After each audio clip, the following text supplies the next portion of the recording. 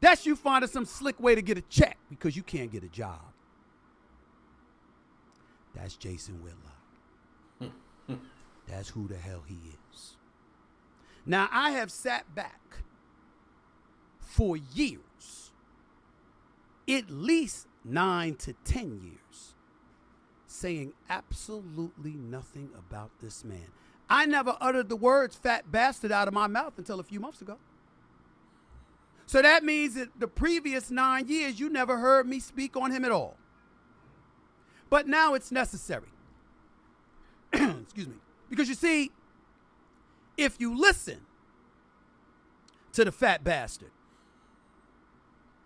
I didn't play high school ball, even though my coach's name was Harvey Stoller. It was Thomas A. Edison Vocational and Technical High School. I played there my senior year. I was in a basketball tournament at Fashion Institute of Technology where I dropped 27 points and got a scholarship because the coach came calling me after that and what have you.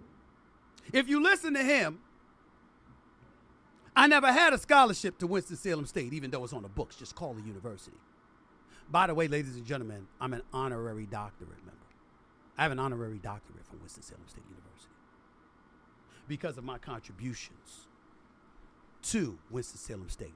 I'm called Dr. Smith. Has something to also do with the contributions that I make because I believe about upliftment.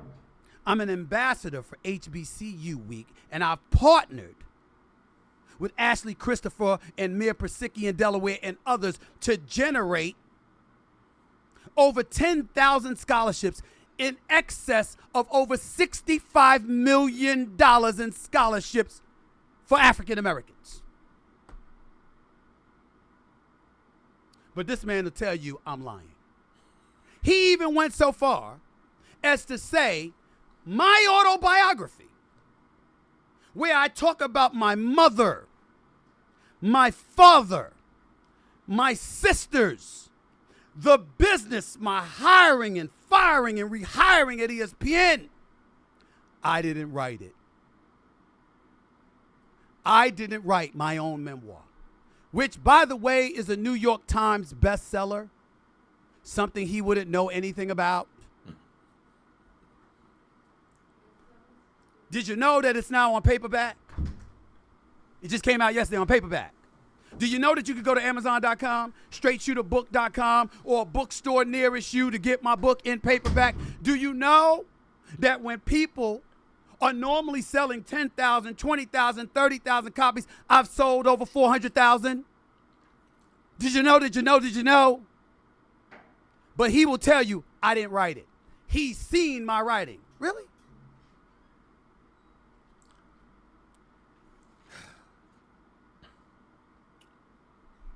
This article is an article written on Deadspin.com. The title, How Jason Whitlock is Poisoning ESPN's Black Grant Land. Because remember, Bill Simmons, who's now at Spotify doing a great job, obviously had Grantland at ESPN, and upon his departure, Jason Whitlock was supposed to take up the mantle and create a black website for folks.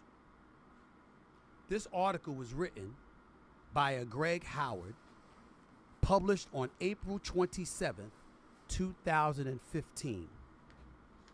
The same Jason Whitlock that said he's seen my writing, the same Jason Whitlock that implied that I couldn't write, the same Jason Whitlock that said that I'm lying.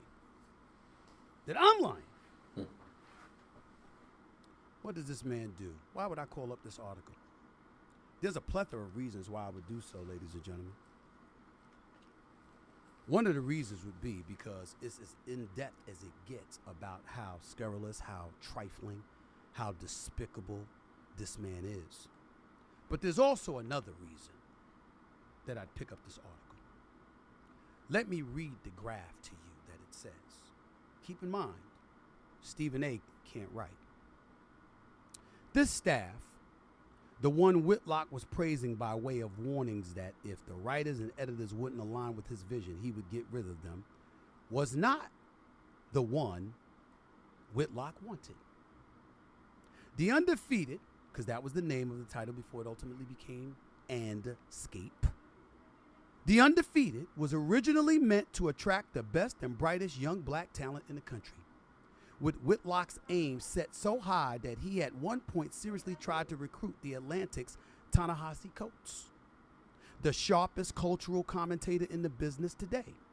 As things worked out, though, those young writers comprehensively refused to work with him. So did big-name ESPNers like Howard Bryant, Jamel Hill, and Stephen A. Smith.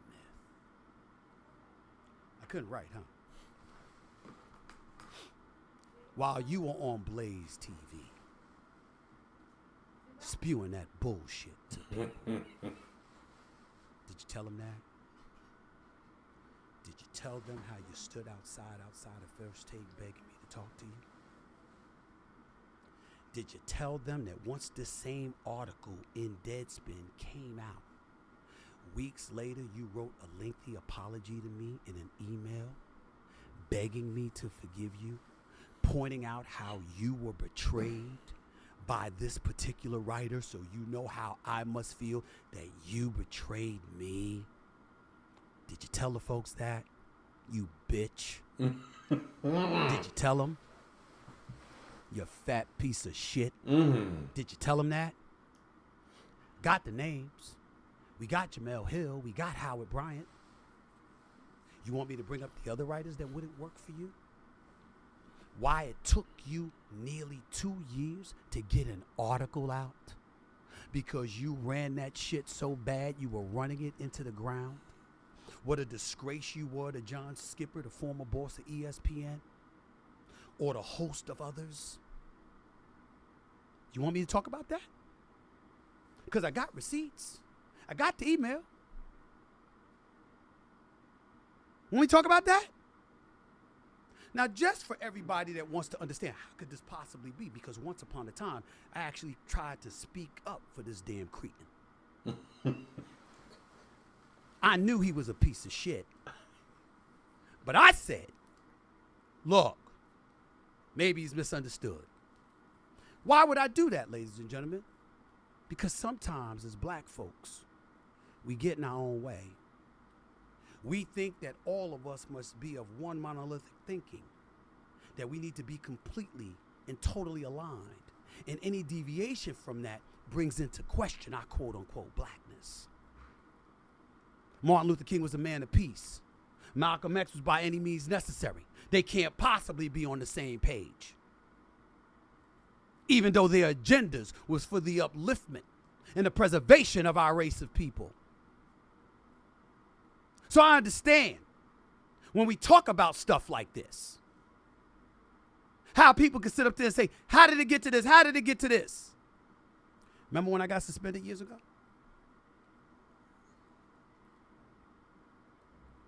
You know what's out there writing stuff, smiling in my face 1 minute, talking smack about me behind my back, and then ultimately writing it? It was him. Remember when I supposedly used people were speculating that he used the N-word on the air and all of this other stuff? He was the first one out there trying to say that I did it. Ladies and gentlemen, I didn't do it on the air, in my humble opinion. I'm telling you that. However, it's not like I didn't use the N-word when I was off the air, when I was talking to my fellas, or I was talking to other folks who happened to be black. I am not a proponent of using that word often, nor am I advocating that that word be used now. I'm just acknowledging the guilt that comes associated with me in terms of when I was younger. But I was always saying we as black people communicate how we want to communicate with each other. I love John Wooten, who's been associated with the Fritz Alliance, the Fritz Alliance, Fritz Pollard Alliance. Love that man. Love his contributions to the NFL, but when we would get into it in the past on rare occasions, it wasn't that he wanted the eradication of the N-word, because I support that. My issue with him was, hey, you shouldn't be encouraging the NFL to fine us and penalize us for using it amongst ourselves. How can a race of people who actually made the word iniquitous be in a position to punish us for using the word with one another? I had a problem with that. And I stand by that. But I digress. My point is, in bringing up all of that, Jason Whitlock pounced on it. Because that's what he does. You see, what he does is he's the one that puts himself in front of white folks. The white folks. Not all white folks. Not most white folks. But the white folks that dare we say may have a problem with black folks. He says, I'm your man. That's what he does. You think I'm lying? Ask ESPN. Ask Fox. Ask the Kansas City Star. Ask them all. Jamel Hill. Rob Parker. Chris Broussard. Skip Bayless. Yours truly. Along with a host of black folks all over this country. Every single one of them will confirm what the hell I'm saying about this piece of garbage. Ladies and gentlemen, as a black man, I often told y'all, I cannot imagine as a black man, knowing our history, anything worse than a white supremacist. That is until Jason Whitlock came along. He's worse than them. He is the worst, most despicable, lying, no good, fat ass human being I have ever known in my life. And I'm going to take a break because I got more in a minute. You're listening to the Stephen A. Smith Show right here on YouTube. Don't go away. He went in on his ass, man. What's going on, bro? But we see why. Jason Whitlock, man. Ooh, it's tough, boy. We got to figure it out, man. Come on, we got to have a conversation down in the chat, man. We got to see what's going on, guys. What's y'all opinion? And how do y'all feel about this situation? You know what I mean? Stephen A. just, he got out of character. And for a reason, man. The man attacking him, talking about he lying and scheming, but you got to be honest. That, you say you didn't play. Then you say you played one game. Then you say you didn't play no game. Then you got some stat sheets saying you played 9 games, bruh. Jason Whitlock is kind of right in that situation. We're putting all this other stuff, talking about did he go to Salem State, Salem Whistle State, or, questioning his credibility and all this is crazy. But now, in question on both ends, Stephen A. is questioning, is saying Jason Whitlock has no credibility. And Jason Whitlock saying Stephen A. has no credibility. But anyway, man, let me know what y'all think in the comment section. We're going to get to that. You already know. No tats. Next video, baby.